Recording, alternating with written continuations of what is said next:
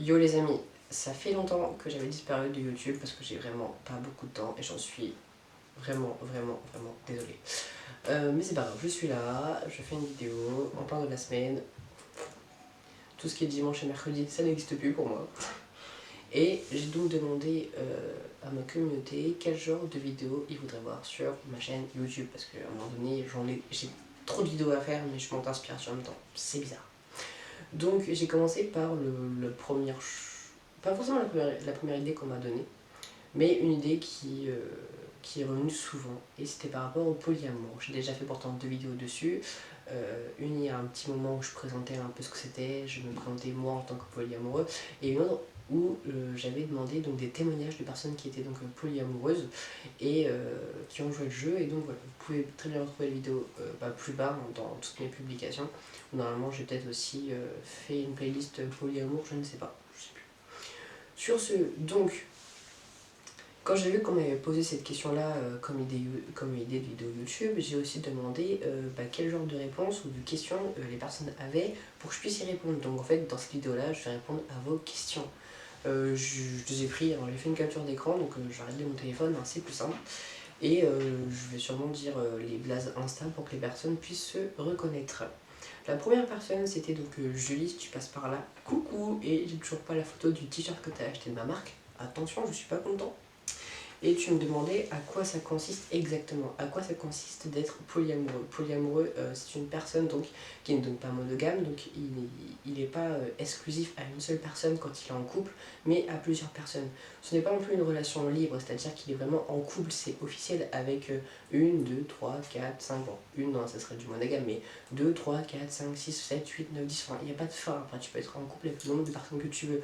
Mais il faut que les personnes avec qui tu es en couple sachent avec qui tu es en couple aussi. Enfin, par exemple, on va dire que tu es en couple avec A et A doit savoir si tu es en couple avec B, C, D, E. Enfin, il faut être honnête, il faut savoir parler, il faut savoir dire avec qui tu es, avec qui tu sors, depuis combien de temps, qui c'est, pourquoi pas les présenter, etc. Parce que si tu ne le fais pas, si tu ne dis pas avec qui tu sors, comme tu n'es pas en relation libre, ça peut devenir de la tromperie. Quand tu es en relation, tu t'en fiches. Oui, bah t'es avec A, mais tu peux aller voir B, C, D, et A n'a pas besoin de savoir parce que A aussi va aller voir G, H, I, tu vois. Donc voilà, sortir avec plusieurs personnes, mais dans l'honnêteté, et donc ne pas tromper. Ça consiste aussi, donc tu sors avec ces personnes-là, mais tu peux aussi avoir des rapports sexuels avec ces personnes-là, bien sûr que toutes les personnes le sachent, parce que par exemple ce sera de la tromperie. Donc c'est vraiment, le polyamour tourne beaucoup sur donc, la confiance qu'ont les personnes entre elles. Voilà, ça me paraît bien. Ça me paraît bien pour ta réponse. Si tu en as d'autres, n'hésite pas à me le dire en commentaire ou directement sur mon Instagram, j'ai vu que je sais qu'on parle régulièrement. Ensuite, j'ai eu Sunray.15 qui m'a demandé comment faire pour gérer plusieurs relations sans que personne ne se sente lésé. Lésé au cas où c'est en gros mis de côté. Comment tu fais? Moi je sais que j'ai rencontré une fois polyamoureux, je suis désolée, le chien de mon copain a aboyé. Donc je recommence. J'ai rencontré une personne donc, sur Facebook il y a maintenant bientôt 3 ans je dirais, qui est en couple avec 3 personnes. Donc en tout, on va dire que c'était un petit groupe de 4. Et le groupe de 4 en fait se faisait des sorties, c'est-à-dire qu'ils allaient au bar ensemble, ils allaient au parc ensemble, ils se faisaient des soirées ensemble, vraiment tous les 4. Pourtant il n'y avait que lui qui était en couple avec les 3. C'était vraiment ça le point de liaison entre ce groupe, c'était que lui était en couple avec A, B et C.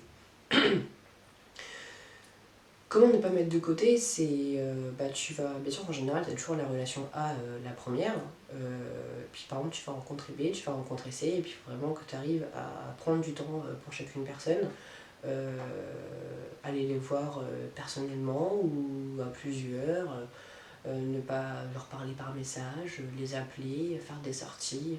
Enfin voilà, il faut vraiment que tu arrives un peu à organiser ton temps entre toutes les personnes pour éviter qu'il y en ait une qui se sentent mises de côté ou en mode ah bah tu m'aimes plus.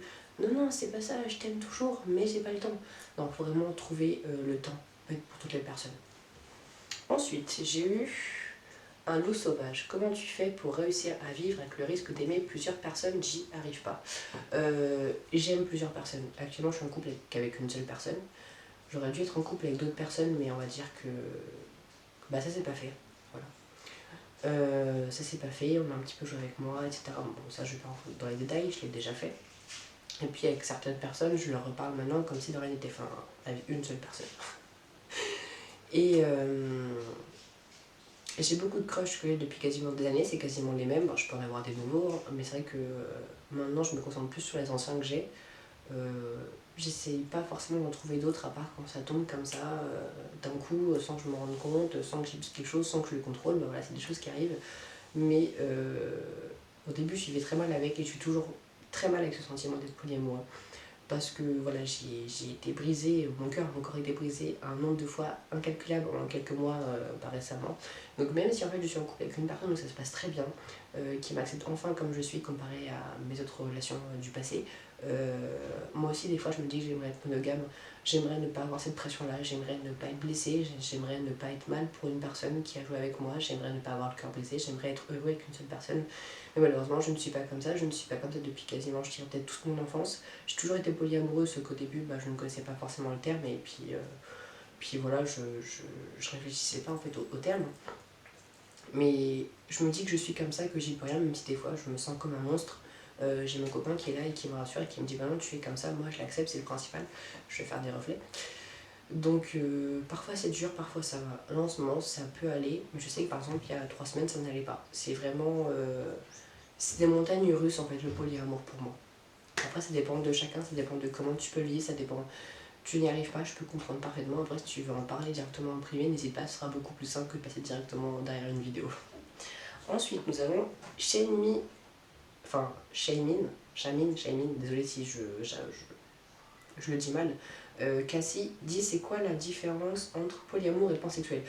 Polyamour c'est comme tu vas sortir avec plusieurs personnes, donc A, B, C, D, je vais garder ces exemples-là. Alors que pansexuel c'est juste que c'est plus une orientation sexuelle, c'est-à-dire que tu vas être attiré par toutes les personnes sur Terre, on va dire, en mettant de côté leur sexe et leur genre. Vraiment, t'es pansexuel, c'est tu aimes tout le monde en fait. Tu as toute la Terre à tes pieds. C'est vraiment une orientation sexuelle, alors que polyamour c'est l'amour. Enfin, pansexuel, c'est plus avoir une attirance pour tout le monde. Et polyamour, c'est plus une orientation sentimentale, si je puis dire. Encore Shaimin Kassi dit comment tu le sais que tu es polyamoureux. Je l'ai toujours su parce que même quand j'étais beaucoup plus jeune, beaucoup plus jeune, j'étais en couple et j'ai déjà flirté avec d'autres personnes. Puis j'ai toujours eu, quand j'étais en couple avec une personne, j'avais des sentiments pour une autre, mais j'aimais toujours la première. Donc j'aimais toujours A, mais je voulais pas quitter A pour être avec B.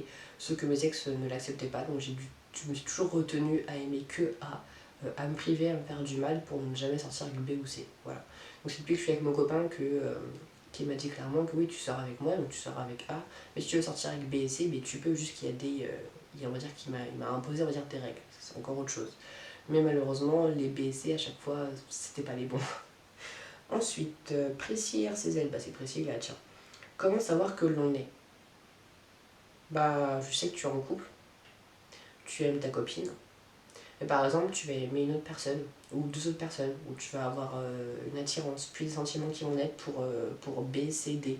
Sauf que t'aimes toujours ta copine, donc t'aimes toujours A. Et comme tu aimes toujours, bah, t'aimerais être avec d'autres personnes sans la quitter. Là, tu sais que t'es polyamoureux, que t'es pas monogame, que tu n'es pas exclusive à une seule personne, mais tu pourrais être à plusieurs personnes. Ensuite, j'ai Cam36, tiré du bas. Moi, je ne vois rien de mal à ça, je l'ai déjà fait. D'accord. Bah, je suis content pour toi. C'est vrai qu'il y a beaucoup de personnes qui sont contre ça, mais je remarque que depuis que j'en parle un peu plus, les personnes polyamoureuses commencent un peu à ressortir. Et ça, c'est cool parce que c'était très tabou à une époque. C'était vraiment, parmi les LGBT, l'un des critères, enfin, l'un des l'une des lettres, on va dire, de LGBTQI++, où les personnes se cachaient énormément en fait. Et maintenant les personnes commencent à plus s'assumer, donc ça c'est plutôt cool, je me sens déjà moins seule. Et je sais que bah, peut-être vous qui regardez, qui sont polyamoureux, vous vous dites que vous n'êtes pas tout seul, que je suis là aussi et que je peux connaître un petit peu les mêmes galères que vous. Mais par contre, j'ai pas compris, tu l'as déjà fait. J'aurais dit que tu l'as déjà été. Effectivement, après, en général, tu l'es toujours.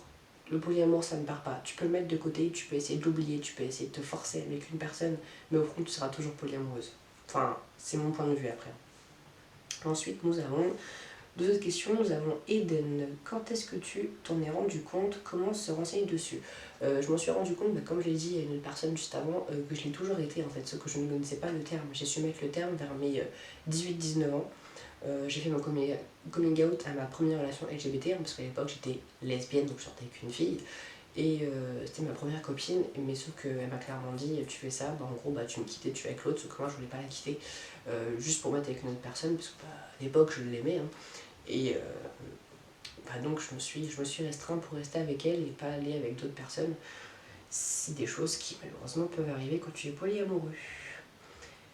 Et comment se renseigner comment te renseigner dessus, c'est vrai que c'est un sujet très tabou. Après, il y a quelques comptes Instagram, je sais que de base je devais en reprendre un parce qu'une personne l'arrêtait.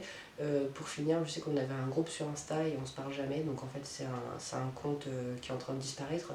Déjà tu es à moi hein, pour te renseigner dessus, c'est plus simple. Et puis sinon, tu as aussi la vidéo sur les témoignages que j'ai fait par rapport aux personnes qui étaient polyamoureuses et qui ont témoigné pour vous. Après, c'est vraiment trouver des polyamoureux puis en parler avec eux. Parce que c'est pas un sujet où tu peux trouver des réponses partout. C'est pas comme faire une transition, c'est pas comme un devoir de maths par exemple. Voilà, c'est pas de la science, c'est vraiment trouver des personnes qui sont comme toi et leur en parler et leur demander les questions que tu as. Donc si tu veux directement venir en privé sur Insta, viens, je te parlerai, je te répondrai. Si tu as des questions, n'hésite surtout pas. Comment l'annoncer à sa copain, copine? Comment l'annoncer clairement, moi en général, je l'annonce toujours avant de me mettre en couple. C'est-à-dire que quand j'étais célibataire, par exemple, mon copain actuel, je lui ai dit on a commencé à se connaître, on a commencé à être attirés l'un vers l'autre, on a commencé à crocher l'un sur l'autre, puis on a commencé à avoir des sentiments l'un pour l'autre. Et clairement, je crois même qu'avant qu'on soit en crush, avant qu'on soit attirés, je lui ai dit oui, moi je suis polyamoureux, etc. Je lui ai expliqué ce que c'était.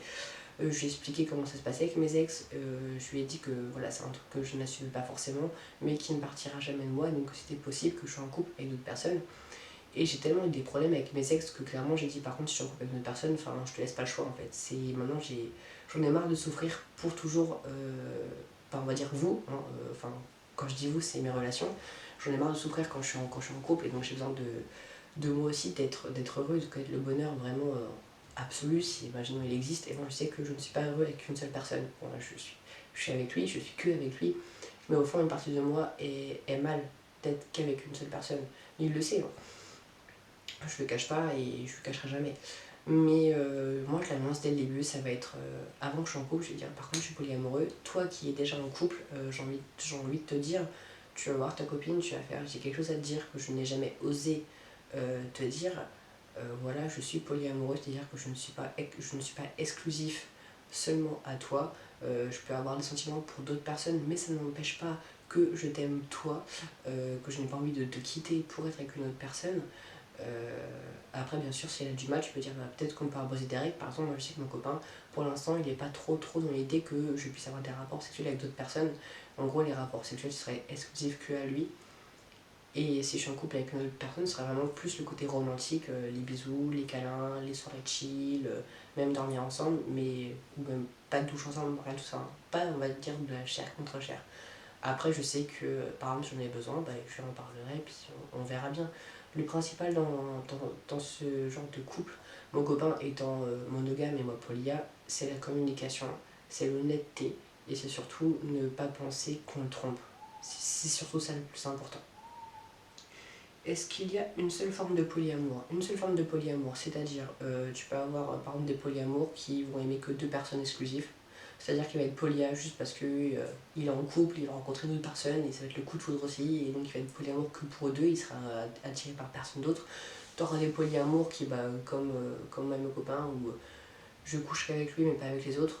Après ça reste encore à voir, je ne sais pas comment je réagirais lorsque je serais avec une autre personne, si j'aurais des désirs envers elle, je n'en sais rien. Pour l'instant, voilà, c'est dans l'optique d'une relation seulement romantique. T'en as des polyamours, par exemple des polyamours asexuels, hein, où c'est vraiment plusieurs relations juste romantiques. Voilà. Après, est-ce que c'est différent de polyamour? Non.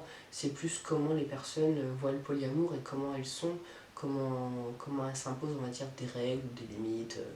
C'est plus les règles et les limites que tu t'imposes avec la personne où tu es déjà en couple, mais pas différentes formes de polyamour. Le polyamour, ça reste une personne qui peut aimer plusieurs personnes et avoir des rapports sexuels avec plusieurs personnes sans tromper, sans trahir, donc pas en relation libre. C'est vraiment ça la différence entre polyamour et relation libre, ça va être ne pas se cacher avec qui tu sors.